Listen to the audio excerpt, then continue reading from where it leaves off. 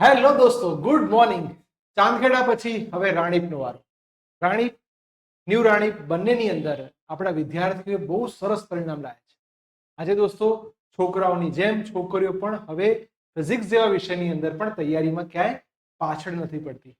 તો સૌથી પહેલા આજે જે છોકરી છે નામ છે પટેલ માહી, જેના 50 માંથી 40 માર્ક્સ આવ્યા છે. જાણીએ કે માહીએ તૈયારીમાં શું કામ, કઈ રીતે, કેટલા પ્રમાણમાં મહેનત કરી હતી. તો પ્લીઝ વેલકમ માહી. માહી, બોલો બેટા. મંગલદીપ સ્કૂલની અંદર આપણે ભણીએ છીએ. સ્કૂલની પરીક્ષા લેવાઈ, એમાં 50 માંથી 40 માર્ક્સ આવ્યા. તો કઈ કઈ બાબતોનું ધ્યાન રાખ્યું? દાખલાની બાબતોમાં ધ્યાન રાખ્યું, એમસીક્યુની બાબતમાં ધ્યાન રાખ્યું, થિયરીની બાબતમાં ધ્યાન રાખ્યું, બધું તૈયાર કર્યા પછી રિવિઝન કર્યું.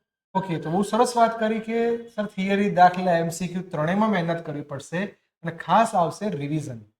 રિવિઝનમાં તમે કઈ તૈયારી કરી હતી? સૂત્રો છે કે કઈ રીતે યાદ રાખતા હતા? સૂત્રો માટે અમને મનન સરે જે બી સૂત્રો ચલાવ્યા હતા એને અમે પોકેટ ડાયરીમાં લખ્યા હતા અને એક્ઝામ વખતે બધા સૂત્રોનું રિવિઝન કર્યું હતું, બધા સૂત્રો યાદ કર્યા હતા, જેથી દાખલામાં કંઈ તકલીફ ના પડે આપણને. એટલે એક સરસ કન્સેપ્ટ આવ્યો, પોકેટ ડાયરી.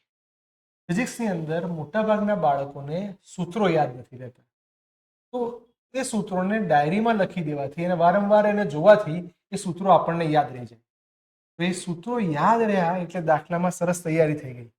ઓકે, તો માહીને આપણે અગેન એના બેસ્ટ ફ્યુચર માટે ઓલ ધ બેસ્ટ કહીએ અને બસ આવી રીતે સેકન્ડ એક્ઝામમાં પણ આપણે 40 ની ઉપર માર્ક્સ લાવવાના છે અને wish you all the best for your future. Thank you sir.